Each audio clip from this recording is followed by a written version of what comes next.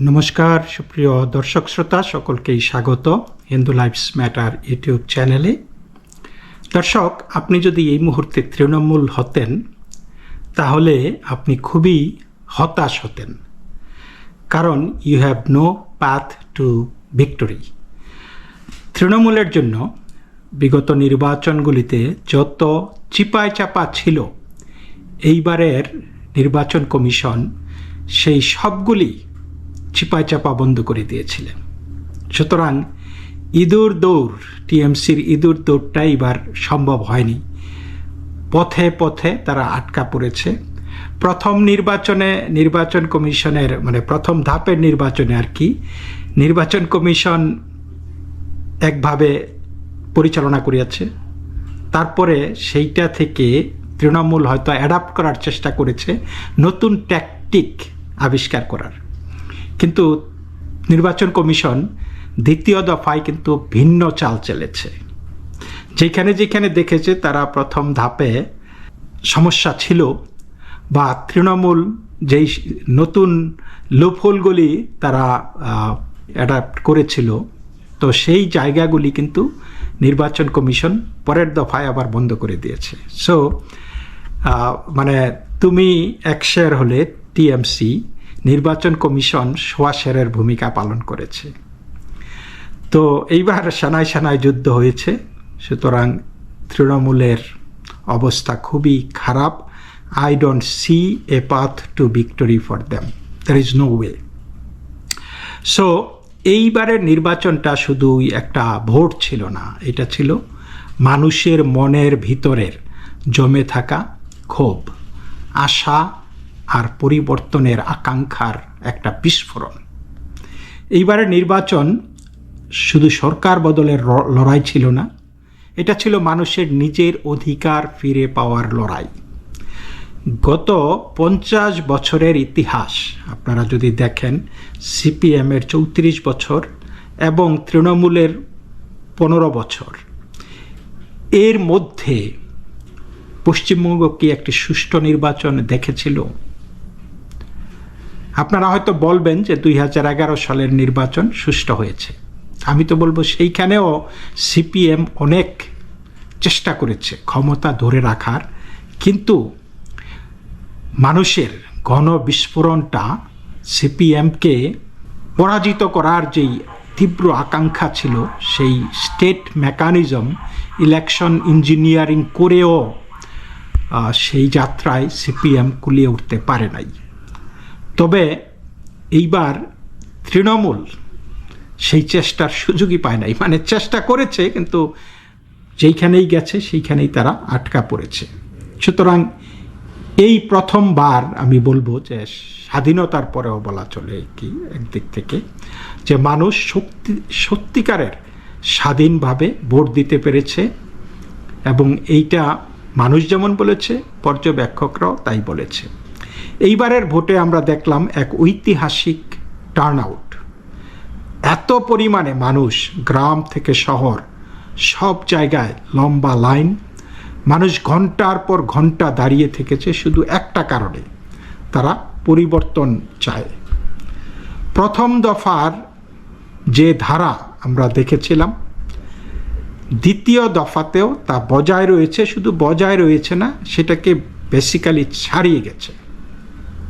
রাজ্যে মোট ভোটারের সংখ্যা আগের চেয়ে কমেছে, কিন্তু আশ্চর্যজনকভাবে ভোটদাতার সংখ্যা বেড়েছে। নির্বাচন কমিশনের তথ্য অনুযায়ী 2021 সালের তুলনায় প্রায় এই নির্বাচনে 41 লক্ষ ভোটার কম, কিন্তু এরপরেও ভোট পড়েছে 30 লক্ষেরও বেশি। ভোটের হার 92-93% ছাড়িয়ে গেছে।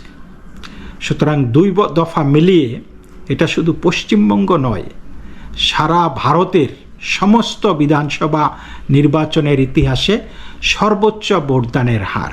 What a turnout! অর্থাৎ এটা একটা অল টাইম রেকর্ড। সাধারণত কি হয়, ভোটার সংখ্যা কমলে ভোটের হার বাড়তে পারে, এটা স্বাভাবিক। কিন্তু এখানে যা ঘটেছে তা আরও বড়। শুধু শতাংশ বাড়েনি, বাস্তবে ভোট দিতে আসা মানুষের সংখ্যা বেড়েছে, যারা সাধারণত বুথমুখী হন না, যারা আগে ভোট দিতেন না, এইবার তারাও লাইনে দাঁড়িয়ে ভোট দিয়েছেন। এটা স্পষ্ট ইঙ্গিত মানুষ এবার নির্ভয়ে ভোট দিতে পেরেছে, দিতে চেয়েছে, এবং মানুষ পরিবর্তন চেয়েছে। পরিবর্তন না হলে এরকম একটা ওয়েভ আসতে পারে না, এরকম ভোট দেওয়ার ঢেউ আসতে পারে না। আমরা দেখেছি এই নির্বাচনের আরেকটা গুরুত্বপূর্ণ দিক, সেটা হলো হিন্দু এবং মুসলমান দুই সম্প্রদায়ের ভোটারদের অংশগ্রহণ ছিল অত্যন্ত উচ্চ, তাদের ইন্টেন্সিটি একই লেভেলের ছিল। সচরাচর মুসলমানরা ব্যাপক হারে ভোট দেয়, হিন্দুরা মোটামুটি কমপ্লেসেন্ট, তারা ভোটটাকে অত সিরিয়াসলি নিত না।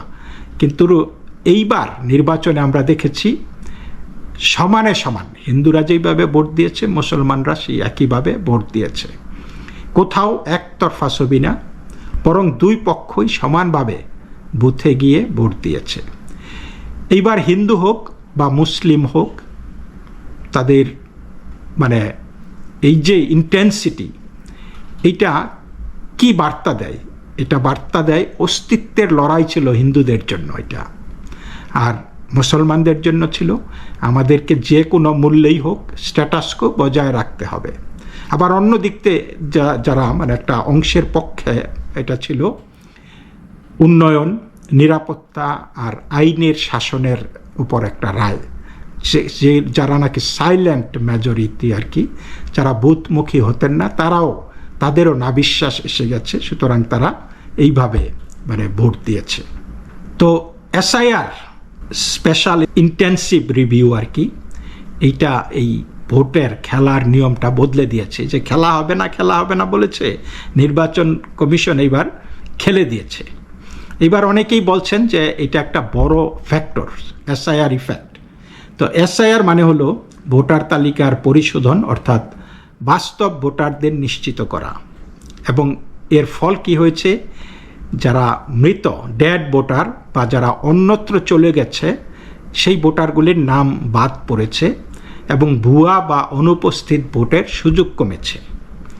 তো এইখানেই সবচাইতে গুরুত্বপূর্ণ বিষয়টা হলো যে এই এসআইআরের কারণে তৃণমূল তাদের অন্তত 15% ভোট কমে গেছে।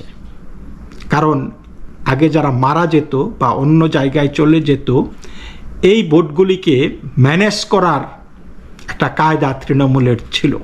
তারা সেই ভোটগুলি থেকে অন্তত 15% ভোট তারা মানে দিত, মানে তাদের প্রাপ্ত ভোটের 15%। That's a huge. অর্থাৎ আপনার এই যে রাজ্যে 51 লাখ ভোটার কমেছে, এই 51 লাখের মধ্যে কিন্তু তারা মোটামুটি 20-22 লাখ তারা কাস্ট করে ফেলতো, অর্থাৎ স্বর্গ থেকে এসে ওই বাবা দাদারা এসে ভোট দিয়ে যেত। সো এই কারণেও আমি দেখতেছি যে ভোটের অঙ্কে বিশাল পরিবর্তন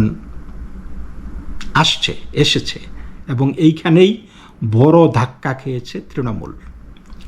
তারপরে আপনারা যদি দেখেন, অতীতে বারবার অভিযোগ উঠেছে যে প্রশাসনকে অপব্যবহার করে, প্রশাসনের সুযোগ নিয়ে পার্টি ক্যাডারদের মাধ্যমে বুথ দখল করে বা বিরোধী ভোটারদেরকে ভয় দেখিয়ে এগুলো কিন্তু হয়েছে, ভোট দিতে যেতে পারবে না। এইবারও হওয়ার চেষ্টা করেছে, কিন্তু এইবার হালে পানি বা জল পায় নাই আর কি। তো তারপরেও তারা চেষ্টা করেছে, যেমন এই যে ডায়মন্ড হারবার এলাকায়, তো আপনারা জানেন যে টোটাল বিজেপি এইবার 77টা বুথে তারা পুনর্নির্বাচন দাবি করেছে। তার মধ্যে 64টি বুথ হইল ডায়মন্ড হারবার এলাকার 3টা বিধানসভার কেন্দ্রে। 77টা বুথের মধ্যে 64টাই হয়েছে ডায়মন্ড হারবারে, যেখানে অভিষেক ব্যানার্জি 7 লাখ ভোটে জিতেছিল, 7 লাখি ভাইপো আর কি। তো এই যে 7 লাখি ভাইপো জিতেছে কিভাবে, এবার কিন্তু এটা স্পষ্ট হয়ে গেছে। অনেক জায়গায় দেখা গেছে বিজেপির বোতাম ছিল বাটন চাপ দেওয়ার, ওইটা স্কচ টেপ দিয়ে আটকানো ছিল, ভাবতে পারেন, মানে দুষ্কৃতিকারীরা ভোট দিতে গিয়ে সেইখানে গিয়ে এই বিজেপির স্কচটেপ ওইখানে লাগিয়ে দিয়েছে। আমার তো মনে হয় যে আপনি যদি বিজেপিকে ভোট দিতে না দেন, তাহলে ওই যে ভাইপো যে 7 লাখে জিতছে, এটা তো কোনো বিষয়ই না, তাই না? তো ভাবেন। তো যাই হোক, এই ফলতাতে পুনর্নির্বাচন দাবি করেছে এবং ডায়মন্ড হারবারের 3টি বিধানসভার 64টি বুথে বিজেপি পুনর্নির্বাচন দাবি করেছে। আমি জানি না এগুলা নির্বাচন কমিশন মানে কতগুলিতে আর কি ভোট আবার রিকাস্ট করবে আর কি। তো সবচাইতে বড়, এগুলি তো আছেই, এগুলির পরেও একটা বড় পার্থক্য হলো যে মানুষ এইবার ভয় পায় নাই। মানুষ বিরোধী, মানে যারা বিরোধী আর কি, বিরোধী দলও প্রস্তুত ছিল, সমানে সমানে তারা টক্কর দিয়েছে এবং প্রশাসনের, নির্বাচন কমিশনের নজরদারিও খুব প্রকট ছিল। সব মিলিয়ে এই নির্বাচন অনেকটাই মানে লেভেল প্লেয়িং ফিল্ডে হয়েছে, সমান তারা লড়াই করেছে। মানুষ নিজের মত প্রকাশ করতে পেরেছে, ভয় কাটিয়ে ভোট দিতে পেরেছে। এইটাই সবচাইতে বড় পরিবর্তন। তো আমরা এই রকম ভোট গত 50 বছরে দেখি নাই। তো অনেক এক্সিট পোল আপনারা দেখেছেন। এই এক্সিট পোলগুলি কি বলছে? বেশিরভাগ ক্ষেত্রেই দেখা যাচ্ছে একটা স্পষ্ট ট্রেন্ড, যেটা শাসক দল তৃণমূলের জন্য কঠিন পরিস্থিতি তৈরি করছে এবং বিজেপি এই নির্বাচনে জয়লাভ করবে সেই রকমই ইঙ্গিত দিচ্ছে। যদিও এক্সিট পোল সবসময় 100% সঠিক না, তারপরেও এটাকে মোড অফ দি এই পশ্চিমবঙ্গ ভোটার্স, এটা কিন্তু বোঝা যায় যে মানুষ কোন মোডে আছে।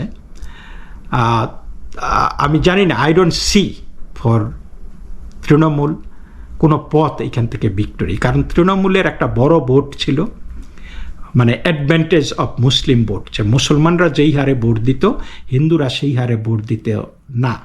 সো এইটা কাটাকাটি হয়ে গেছে। হিন্দুরা যেই হারে ভোট দিয়েছে, মুসলমানরা সেই হারে ভোট দিয়েছে। তো মুসলমানরা ব্যাপক হারে তৃণমূলকে দিয়েছে বুঝলাম, কিন্তু এখানে হুমায়ুন ফ্যাক্টরে ছিল, আইএসএফও ছিল, এখানে সিপিএমও ছিল। কিছু কিছু ভোট মুসলমানদের সেখানে কাটবে। আর হিন্দুদের ভোটের যদি, মানে আমরা জানি মেজরিটি বিজেপি পায় এবং সেই মেজরিটা যেইভাবে আগে দিত, সেই ধারাবাহিকতাও যদি বজায় থাকে, তাহলে তৃণমূল এইটা কাটিয়ে উঠতে পারবে না, বিকজ হিন্দু ভোটার বেশি। হ্যাঁ, আরেকটা জিনিস ছিল যে ওই যে ড্যাড এবং ডিসপ্লেসড ভোটার যেগুলো ছিল, মৃত বা অন্যত্র চলে গেছে, সেই ভোটারদের অবলীলায় একটা অংশ 10-15% তৃণমূল তাদের পক্ষে কাস্ট করাইতো। সেই ভোটটা টোটালি গন। এবং এইটা আমি মনে করি যে সবচাইতে মারাত্মক সমস্যা হয়েছে তৃণমূলের জন্য। এই জিনিসটা আপনি কিভাবে কাটিয়ে উঠবেন? অন্য কিছু না হয় ব্যালেন্স হইল, কিন্তু এই যে এইখানে নেট লসটা, এটা তো আপনি কাটিয়ে উঠতে পারবেন না। সুতরাং সব কিছু যদি আমরা বিবেচনা নিয়ে চিন্তা করি, তাহলে আমরা বলবো যে এই যে আগে যেই সমীকরণে টিএমসি রাজনীতি করত বা ভোট করত, সেই সমীকরণের দিন শেষ। এই এখন টিএমসির জন্য অত্যন্ত চ্যালেঞ্জিং। তাদের কোনো পথ নাই এবং তাদের ভরাডুবি নিশ্চয়। বিজেপি এই পশ্চিমবঙ্গে আসতেছে, এটা নিশ্চিত। সুতরাং আপনারা কি আমার সাথে একমত? তো আপনারা কমেন্ট করে জানাবেন। আমি বলবো যে welcome BJP, good bye Trinamool. তো সকলেই ভালো থাকবেন। নমস্কার।